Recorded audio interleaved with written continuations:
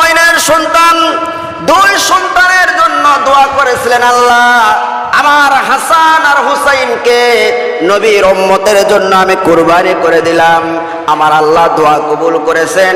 কেমন দোয়া কবুল হয়ে গেল, দুই সন্তানই আল্লাহর রাস্তায় শহীদ হয়ে গেছে। আমার ভাইয়েরা, এজিদ সেই সময় সরকার প্রধান। এজিদ চাচ্ছিল এই যে হোসাইনের সাথে যুদ্ধর কিন্তু মেন কারণ হচ্ছে হক আর বাতিলের যুদ্ধ। এই মুহররম মাসেই হক আর বাতিল চিনা গেছে, কে হক আর কে বাতিল। কন্যা আল্লাহু আকবার।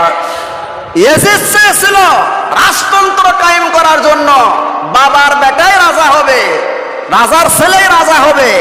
আর হোসাইন বলেছিলেন না, রাজতন্ত্র হতে পারে না, যে যোগ্য মানুষ খেলাফত